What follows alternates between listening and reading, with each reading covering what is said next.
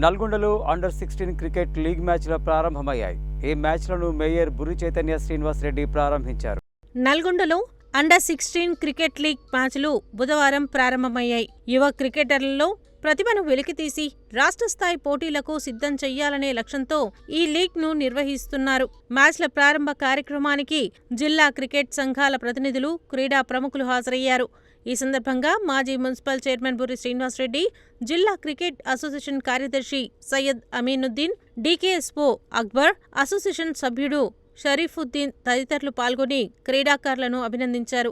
ఈ సందర్భంగా నిర్వాహకులు మాట్లాడుతూ అండర్-16 లీగ్లో ప్రతిభ కనబర్చిన ఆటగాళ్లకు హైదరాబాద్ క్రికెట్ అసోసియేషన్ ఆధ్వర్యంలో జరిగే అండర్-16 రాష్ట్ర స్థాయి టోర్నమెంట్లో పాల్గొనే అవకాశం లభిస్తుందని తెలిపారు.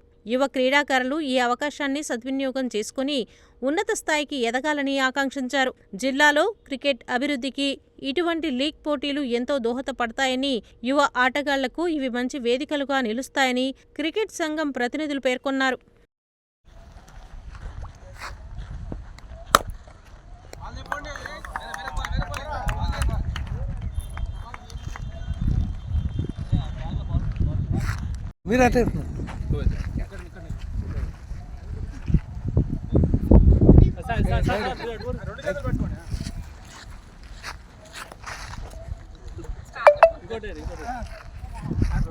ఈరోజు నల్గొండ మేకల అభినవ స్టేడియంలో హెచ్సిఏ ద్వారా నల్గొండ జిల్లాలో, ఉమ్మడి జిల్లాలో అండర్-16 లీగ్ సెలెక్షన్స్ కోసం, అంతర్జిల్లాల కాంపిటీషన్ కోసం ఈరోజు నల్గొండలో ఇక్కడ మ్యాచ్ జరుగుతున్నాయి.